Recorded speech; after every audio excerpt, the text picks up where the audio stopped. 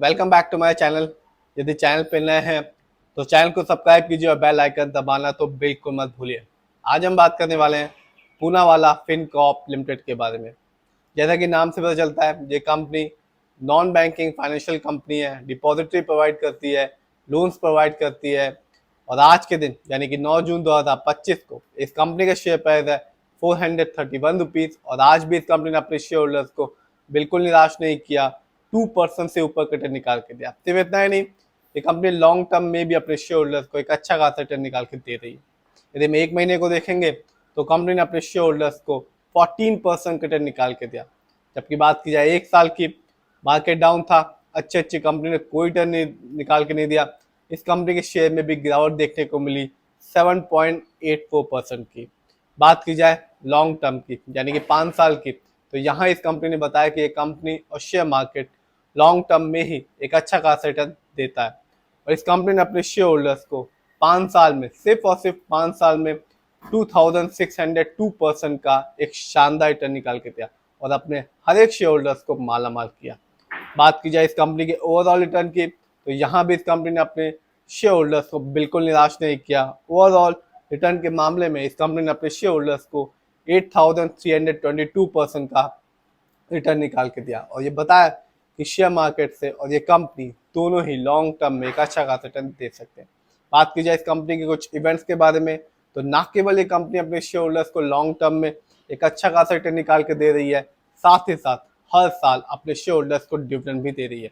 यदि हम देखें 2024 में इस कंपनी ने अपने शेयर होल्डर्स को डिविडेंड दिया हर एक शेयर के बदले में 2 रुपए का। सिर्फ इतना ही नहीं, ये कंपनी अपने शेयर होल्डर्स को 23 में भी यानी कि 2023 में भी डिविडेंड दिया था हर एक शेयर के बदले में 2 रुपए का। तो ना केवल कंपनी अपने शेयर होल्डर्स को लॉन्ग टर्म में रिटर्न दे रही है, साथ ही साथ अपने शेयर होल्डर्स को डिविडेंड देकर भी मालामाल कर रही है। बात की जाए इस कंपनी के फंडामेंटल्स की, तो मार्केट कैप शानदार है, 32,775 करोड़। जबकि इस कंपनी का पीबी रेशियो भी अच्छा खासा है, 4.01। शेयर मार्केट में एक अच्छा पीबी रेशियो कहलाता है 3। इस कंपनी का इंडस्ट्री पी है 21.17। शेयर मार्केट में एक अच्छा इंडस्ट्री पी होता है 20 to 25 के बीच का। डेब्ट टू इक्विटी यानी कि लोन कर्ज का प्रतिशत है 3.19। कह सकते हैं पूनावाला फिनकॉर्प लिमिटेड पर थोड़ा बहुत मामूली सा लोन कर्ज है। बात की जाए इस कंपनी के आरओई की यानी कि रिटर्न ऑन इक्विटी, तो कंपनी का आरओई है -1.20%। शेयर मार्केट में एक अच्छा आरओई कहलाता है 15 to 20% के बीच का।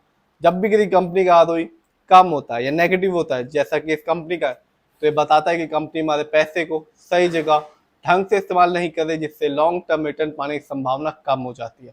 और जब भी किसी कंपनी का आरओई हाई होता है या पॉजिटिव होता है, तो ये बताता है कि कंपनी हमारे पैसे को सही जगह ढंग से इस्तेमाल कर रही है, जिससे हमेशा लॉन्ग टर्म में एक अच्छा खासा रिटर्न देखने को मिलता है। बात की जाए इस कंपनी के फाइनेंशियल कंडीशन की, यदि हम क्वार्टरली देखें तो कंपनी का रेवेन्यू मार्च 2025 में था 1173 करोड़।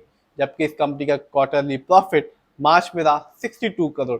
बात की जाए नेटवर्थ की, तो कंपनी का नेटवर्थ 2024 में था 8167 करोड़।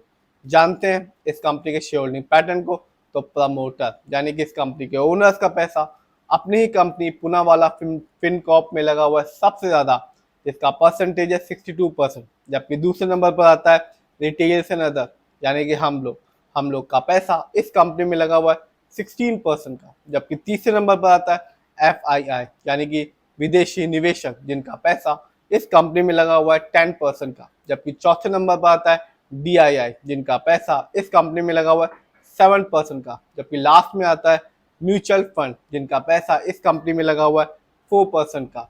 तो कंपनी का शेयर प्राइस तो ठीक है और ये कंपनी लॉन्ग टर्म में अपने शेयर होल्डर्स को रिटर्न तो दे ही रही है, साथ ही साथ डिविडेंड भी दे रही है हर एक शेयर के बदले में।